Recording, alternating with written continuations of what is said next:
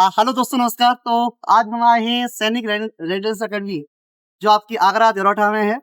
और तो आप सब आपके जो बच्चे हैं वो पढ़ रहे होंगे कहीं पर भी और तैयारी भी कर रहे होंगे, और साथ में हम भी तैयारी कराते हैं। तो आप देखते हैं कि आखिर में इस अकेडमी का दूर दूर तक नाम है, आखिर में इसकी क्या खासियत है इसकी। एक बार हम जरूर वेट करते हैं, और आज हमने वेट यहाँ पे किया है। तो अंदर चल के हम बात करते हैं जो डायरेक्टर सर है यहाँ के, इस कोचिंग की जो आखिर में इसकी बेस्ट पहचान है, वो पहचान किसके बेस्ट पर है। तो आइए साथियों, आज बात करते हैं आपसे।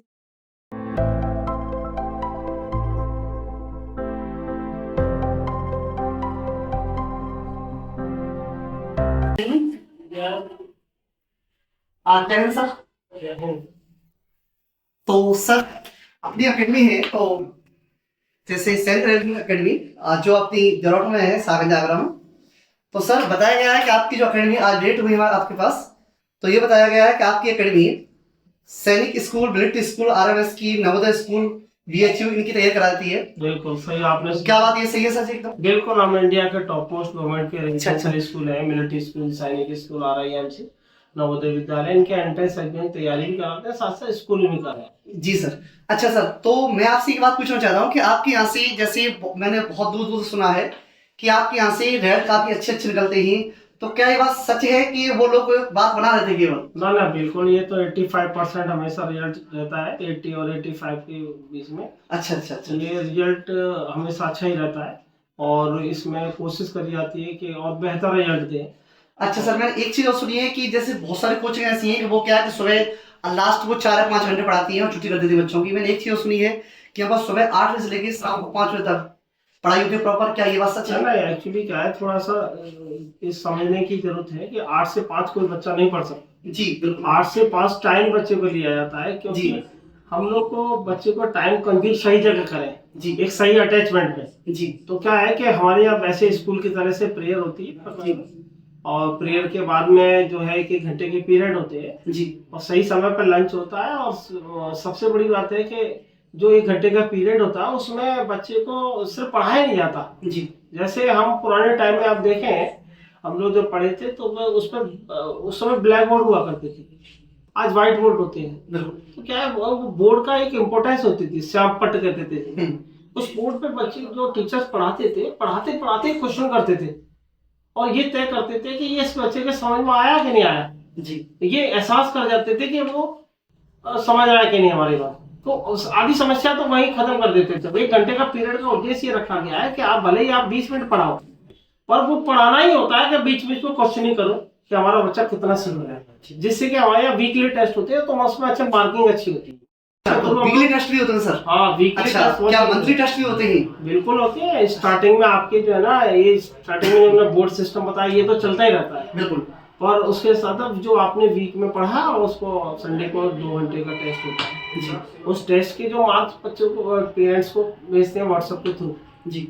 और उनसे भी कहा है कि आप चाहे हॉस्टल में डालें या डे स्कूल में डालें, बच्चे का आपकी जिम्मेदारी सिर्फ खत्म नहीं आती जी। हाँ, ये कहें काफी हद तक जिम्मेदारी खत्म, पर आप फिर भी आप अपने बच्चों के मार्क्स देखें कि हर सब्जेक्ट में कैसे कैसे नंबर्स आ रहे हैं, मार्क्स आ रहे हैं, और उस पर आप पेरेंट्स मीटिंग होती है, आप उसको अगर अच्छे आ रहे हैं तो धन्यवाद करिए, अपने बच्चे का भी कहिए, शाबाशी दीजिए, और हम लोगों को भी धन्यवाद कहिए, हमारे टीचर को भी कहिए। अच्छा, क्योंकि अक्सर क्या है, फीडबैक बहुत जरूरी होता है। अच्छा सर, एक चीज और पूछना चाह रहा हूँ मैं कि मैंने सुना है कि आपके यहाँ बच्चे रहते भी हैं, प्रॉपर रेजिडेंस व्यवस्था भी है, तो क्या ये बात सच है? बिल्कुल सही है। हम लोग कुछ सिलेक्टेड बच्चों को हॉस्टल रखते हैं, जैसे हम लोग दूर दराज के बच्चे हैं जी, कम से कम बच्चे रखते हैं। हमारा उद्देश्य हॉस्टल में रखना नहीं है, पर दूर के जो बच्चे जो यहाँ अप डाउन नहीं कर सकते हैं, इसलिए वो विभिन्न जगह से गाजीपुर, जौनपुर, कन्नौज, इटावा, मैनपुरी, पूरे भारतवर्ष के कोने कोने से लगभग 40 बच्चे रखते हैं। अच्छा, 40-50। हाँ, तो बहुत सारे बच्चे हैं कि जब सिलेक्शन निकलते हैं तो अपने आप बच्चे यहाँ पर आते ही हैं। अच्छा, मैं एक चीज़ बोलना चाहूँगा कि बच्चों को जैसे खाना आप यहाँ पे देते हो, तो खाना कुछ हटके देते हो कि वही जैसे आजकल के बच्चे होते हैं, उन्हें पाव भाजी, बर्गर, पिज्ज़ा ये ज़्यादा पसंद है? सर ऐसा है, ये आपने खाने की बात की, तो हम दोनों खाना तो व्यक्ति को 2 तरह से मिलता है जी, एक तो होता है मानसिक रूप से, वो भी खाना होता है जी। तो सबसे पहले तो हमको खाना देते हैं, जैसे बच्चे को सेल्फ मोटिवेट करते हैं और ये बताया जाता है कि सही क्या है, गलत क्या है, चाहे वो खाने के रूप में हो, चाहे वो पढ़ाई के रूप में हो, समझदारी के रूप में। अब आप खाने की बात छेड़ ही देंगे तो मैं बताना चाहता हूँ कि अब तक जो है ना, पेरेंट्स लाड प्यार की वजह से जो बच्चा डिमांड करता है, ये जैसे माहौल देखता है उस तरह से उसको दे देते हैं। जैसे अक्सर अब चाउमीन बर्गर इनमें व्यक्ति जो है ना इन चीज़ों पे ध्यान देता है, तो इन चीज़ों को समझाए। हम ऐसा नहीं कि चाउमीन और बर्गर को बिल्कुल इग्नोर कर रहे हैं। अच्छा अच्छा। हाँ, ऐसा अब जो समाज में चल रहा है, पर ये कहा गया है कि सबसे पहले जो शरीर होता है, बॉडी होता है, मशीन होती है, उसमें किस चीज़ की आवश्यकता ज़्यादा होती है, मिनरल्स की है, विटामिन की है, प्रोटीन की है, एक संतुलित आहार की आवश्यकता होती है जी। तो संतुलित आहार देते हैं वीक में 6 दिन, तो एक दिन कभी संडे को मतलब खीर पूरी दे देते हैं जी। और कभी महीने में किसी का बर्थडे होता है तो हम कहते हैं भैया तेरी इच्छा है कि मतलब या तो सरकारें बंद करें ये पिज्जा और बर्गर जी। तो बच्चे का मन होता है और मन जो मानसिक रूप तो हम उसको महीने में 2 महीने कोई बर्थडे के बहाने से उसको भी खिलवा देते हैं। हाँ, मतलब ये बच्चे उधर बच्चे का मन भी हो जाता रह जाता है, इधर आपका भी वो भी। जबकि उद्देश्य हमारा बच्चे का स्वास्थ्य क्या है। अच्छा अच्छा, बहुत अच्छा सर। सबसे बड़ी चीज़ है उनकी दिनचर्या में बदलाव किया जाता है। दुनिया की सबसे बड़ी चीज़ होती है कि अगर किसी बच्चे को कोरे कागज है बच्चा जी। और उसकी दिनचर्या, आचरण, भाषा, व्यवहार कर दिया तो वो समझदार हो जाता है। अगर बचपन से ये समझदार और प्यार से हमने दुलार समझा दिया कि बेटा ये सही है, ये गलत है, यहाँ बैठना चाहिए, यहाँ नहीं बैठना चाहिए, तो फिर वो बच्चा अपनी कमियों को दूर करके सेल्फ मोटिवेट पढ़ने के लिए हो जाता है। सबसे बड़ी चीज पढ़ाना इतना कठिन नहीं है। बिल्कुल बिल्कुल। उस बच्चे को ये समझना और समझाना कि भाई हमें अपने आप पढ़ना है। जी। जब बच्चा स्वयं अपने आप करता है तो मन से करता है जी। तो वो यहाँ तैयार किया था, पूरी टीम है हमारी। अच्छा, अभी मैंने कुछ बच्चों से बात हुई थी अकेडमिक बच्चों से, तो उन बच्चों ने बताया कि जो हमारे जो हेड सर हैं, डायरेक्टर सर हैं, वो बच्चों को क्या है कि बहुत ज़्यादा मोटिवेट करते हैं एक अच्छा आंसर बनने की। तो सर किस तरह से आप बच्चों को मोटिवेट करते हैं, एक अच्छा आंसर कैसे बना सकते हैं? देखिए सबसे बड़ी बात है जो स्कूल रन करते हैं जितने भी लोग हैं जी, उनका ज्यादातर लोगों का नहीं वो तो फोकस करते नहीं है, मैं आपको नहीं, ज्यादातर जो कोई भी स्कूल खोलता है तो उसका पहला उद्देश्य ही होता है कि एक बच्चे का सर्वांगीण विकास करना, सर्वांगीण। ठीक है, वो अलग बात है कि समय की भागदौड़ चल रही है, कंपटीशन हो रहा है, तो फिर वो साधन संसाधन बढ़ाने के लिए फीस का चलता है। पर मैं 100% बता रहा हूँ, जितने भी लोग उस भारतवर्ष में विद्यालय खोल रहे हैं, मैं भारत की बात को बाहर की नहीं वाला, विद्यालय खोलने का पहला उद्देश्य होता है कि बच्चे का विकास। अब चूंकि उसका विद्यालय का विकास के साथ साथ उसे अपना भी व्यवस्था करनी है तो फीस का डाला जाता है। पर हमारे एक खास बात क्या है, देखिए हमारी ये बात समझ में आ गई है कि लोग कहते हैं कि 2 साल बच्चे को बोलना सीख जाता है, 2 साल के पापा मम्मा कहना। और इस देश में क्या है, इस इंसानियत में ये नहीं सीख पाता 80 साल का आदमी क्या नहीं बोलना चाहिए, तो क्या नहीं बोलना चाहिए, तो झगड़े कम होते हैं। मेरा कहने का तात्पर्य यह है कि हमारी बात ये समझ में आ गई, 51 साल के हम हो गए, ये बात समझ में आ गई कि जो चीज़ पैदा हुई है उसे नष्ट होना है, चाहे व्यक्ति हो, चाहे मनुष्य हो, चाहे कोई वस्तु हो। तो हमने आज ये संकल्प ले लिया है, ये इस एकेडमी के माध्यम से, ये सिर्फ एकेडमी नहीं है, एक मिशन है, आचरण, भाषा, व्यवहार, और ये समझाना है कि आप सिर्फ सामान्य रूप से जो पैदा हो गए पर सामान्य रूप से मरना नहीं है। आपको इस देश में अच्छे नागरिक बनना है, इस देश में अच्छी मुख्य धारा से जुड़ना है, इस देश में जिम्मेदारी लेनी है। भाई आने वाले समय में बच्चे ही कहते हैं ना भविष्य होता है, तो देश में प्रधानमंत्री, डॉक्टर, इंजीनियर, कलेक्टर, ये सारी जिम्मेदारी उनको लेने वाले हैं। तो वो जिम्मेदार बनने के लिए वो ड्यूटीफुल बनेंगे तब जब हम पेरेंट्स और सब टीचर्स और पूरी मैनेजमेंट। किसी ने सर ये कहा भी है, एक सामान्य रूप से आप सब समझे, एक किसान होता है, एक खेत होता है, एक बीज होता है। यदि इन तीनों का तालमेल खराब हो गया, मतलब बीज बहुत अच्छा ले आए और किसान ध्यान नहीं दे रहे, बीज बो के वो खत्म कर दिया, तो वह खत्म हो जाए। तीनों का तालमेल है, चाहे वो किसान हो, चाहे वो जमीन हो, चाहे बीज हो, तीनों में से एक गड़बड़ होता है तो वो फसल अच्छी। ठीक, आप उसी प्रकार समझिए कि बच्चा बीज है जी, ठीक है सर। अब ये जो स्कूल, एकेडमी, ये खेत है, ठीक है। अब इसका किसान दोनों है, टीचर भी है और पेरेंट्स भी है और मैनेजमेंट भी है। तो आप समझिए कि जिस बच्चा बहुत अच्छा है, अगर स्कूल मैनेजमेंट या एकेडमी मैनेजमेंट सही नहीं है तो उसी तरह से स्टाफ रखेगा। भाई देखो, स्टाफ में क्या है, इंटेलिजेंट होना एक अलग चीज है जी, ये भी समझिए। किसी सब्जेक्ट की नॉलेज होना जरूरी होता है, पर वो कितना ईमानदार है, कितना एक आदर्श टीचर है जी। आइडियल टीचर का ये होता है, पता है कि आइडियल टीचर का होता है पहले क्लास को शांत रखे, मतलब वो जो बोल रहा है उसको सुनने के लिए तैयार किया जाए बोर्ड पे, और अपनी बातों पे ध्यान आकर्षित करना, ये टीचर का एक लीडरशिप है। टीचर कोई सामान्य चीज नहीं है, इसी कहा कि भाई ये बड़े नेताओं से, बड़े अधिकारियों से बड़ी चीज टीचर होती है। अरे पुराने महापुरुष के गुरु गोविंद दो खड़े काके लाओ पाए बलिहारी गुरु, आपने गोविंद देव बताया, बिल्कुल सर। तो ऐसे ही नहीं कहा है, तो ये सारी चीजें हम लोग करते हैं यहाँ।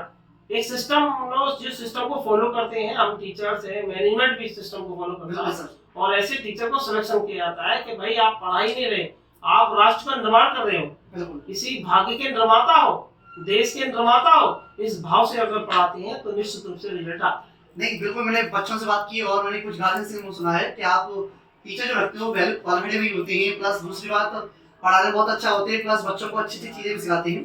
अच्छा सर, मैं एक चीज और पूछना चाह रहा हूँ कि जैसे कि कुछ गार्जियंस ये बोल रहे थे, मैंने सुना था, तो गार्जियंस बोल रहे थे कि कोई बच्चा कुछ कमजोर आते हैं बच्चे, तो क्या उस बच्चे का कॉन्सेप्ट जो है, कोई बच्चा बेस उसका खराब है बाई चांस, वो किसी स्कूल में ऐसे पढ़ा जहाँ पर पढ़ाई नहीं हो पाई अच्छे से, तो क्या उसका बेसिक बच्चे को बेसिक लेकर आते हो, वो सीधा सीधा उसे दौड़ाते हो सीधा सही आपने सवाल किया। देखिए ऐसा होता है, ये पढ़ने में कमजोर नहीं होते, सबसे बड़ी चीज होती है पढ़ाई। मैंने कहा पढ़ा स्कूल में पढ़ाना एक नॉर्मल चीज है, एकेडमी सबसे बड़े पढ़ने की लिए है। अब किसी बच्चे में बैड हैबिट है तो बैड हैबिट कहाँ से आई ये पता करना पड़ता है जी। अब मान लो आप एक बुरा लगेगा, पेरेंट्स की आदतें खराब होती है तो बच्चे भी इस तरह के, और आप उम्मीद करें बच्चों से, तो पहले हम तो सराउंडिंग में ऐसा है कि पहले उनकी आदतों को बदलाव किया जाता है। इसके लिए हम पेरेंट्स की और उनके माता पिता और बच्चों सबकी काउंसलिंग करते हैं जी। कि सबसे पहले आप गंदगी साफ करो, मतलब हम अपने आप को चेंज करना पड़ेगा। तो जब बच्चों की आदतें सही कर दी जाती है तो सबसे पहले फिर बेसिक उसका पढ़ाई का जो सब्जेक्ट का बेसिक कंसेप्ट है उसे क्लियर करते हैं। माना हिंदी में आप सारी चीज करा रहे हो, सब चैप्टर करा रहे हो, बच्चे को हिंदी पढ़ना लिखना नहीं आ रहा है, उसकी राइटिंग सही नहीं है, ये हर सब्जेक्ट का बेसिक है। माना हिंदी का बेसिक चीज है, अगर किसी बच्चे को पढ़ना और लिखना नहीं आ रहा, चाहे वो 8th में पहुंच जाए, अगर उसको प्रॉपर पढ़ना नहीं आ रहा तो कॉन्फिडेंस लेवल उसका डाउन रहेगा। और किसी की राइटिंग अच्छी नहीं है तो डाउन रहेगा। तो हर सब्जेक्ट का, जैसे मैथ का है, एडिशन सब्जेक्ट मल्टीप्लाई आना चाहिए, और उसमें बड़े हैं तो बड़े फिर सीखना चाहिए, टेबल आने चाहिए, स्क्वायर आने चाहिए, क्यूब आने चाहिए, ये सारी चीज आएगी तो फिर तो सारी बॉडमास कर लेगा और बड़ी चीज कर लेगा, चाहे वो चाहे ट्रिग्नोमेट्री हो, ये सारी चीज तब होती है, हर चीज का बेस होता है। उसका बेसिक पहले क्लियर करा दिया। बिल्कुल बात ये है सर, 25 मंजिला आप इमारत बनाना चाह रहे हो जी है, और आप फाउंडेशन में कहते हो कि भाई इसका इतनी जल्दी करो, तो ये फाउंडेशन मजबूत करने के लिए सामान्य आदमी को तो लगता है कि यार ये कभी मेट्रो का काम हो रहा है, देखा होगा आपने, तो सालों साल लग रहे हैं कि अरे भी इतने समय से काम चल रहा है। तो नीचे जो बेस बनाते हैं, फाउंडेशन बनाते हैं, उसमें टाइम लगता है, उसमें पैसा ज्यादा खर्च होता है, एनर्जी ज्यादा खर्च होती है जी। और वो आम आदमी को दिखाई नहीं देती है। इसलिए मैं अपील ये करना चाहूंगा कि ये धैर्य से काम होता है। अच्छा सर, मैं एक चीज बोलना चाहूंगा कि जैसे आपकी कुछ हमारे व्यूअर हैं, वो वीडियो आपकी देख रहे होंगे, तो गार्जियंस के लिए या जो व्यूअर हैं जो देख रहे होंगे, उनके लिए क्या मैसेज देना चाहते हैं? देखिए सबसे पहले तो मेरा ऐसा पेरेंट्स से यही है कि सबसे पहले आप सरल हो जाइए, मतलब आप एक निर्मल बनिए, पहले बात को ये समझिए।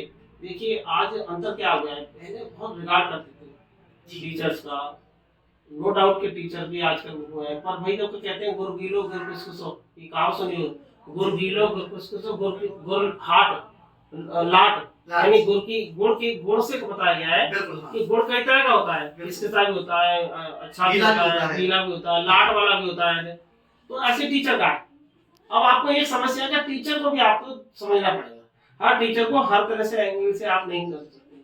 अरे बड़े बड़े अधिकारी लोग, बड़े बड़े प्रधानमंत्री, राष्ट्रपति लोग टीचर का सम्मान करते हैं, तो आम आदमी को भी समझना चाहिए कि भाई जब गुरु जो होता है तो भगवान से ही बड़ा माना गया है, भगवान नहीं होता। और आपको ये समझना है कि भाई गुरु जो है उसको पहले तो सम्मान चाहिए। सर तो मैं ये बोलना चाह रहा था कि हमारे जो व्यूअर है, जो गार्जियंस हैं, वो आपकी वीडियो देख रहे होंगे, तो आप उनको क्या मैसेज देना चाहते हो?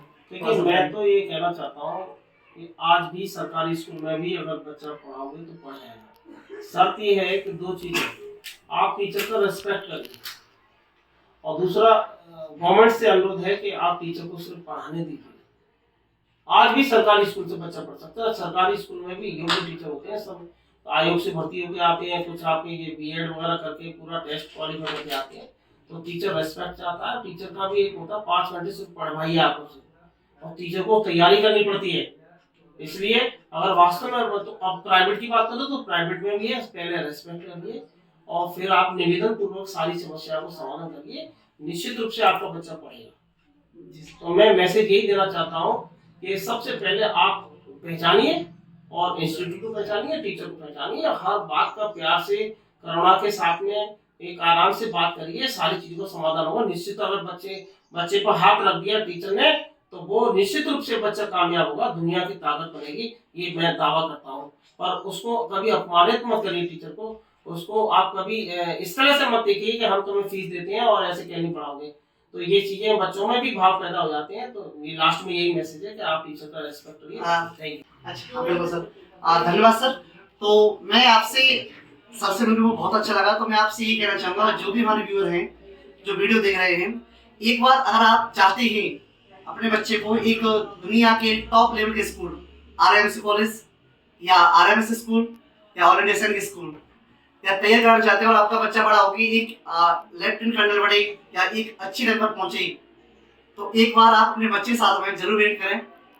कोचिंग का नाम है सैनिक रेलवे अकेडमी, जो आपकी देरोठा नंबर 2 आगरा पड़ती है। और ये बोलना चाहूँगा मैं कि मैंने बहुत सारे बच्चों का रिव्यू लिया है, बहुत सारे गाइडेंस का रिव्यू लिया है। आज वो दिन आखिर में आ गया है जहाँ पर मैंने सर से बात की, सर से मिलकर बहुत अच्छा लगा। धन्यवाद सर, और जय हिंद साथियों। तो एक बार जरूर आप मिलें, वेट करें। Thank you.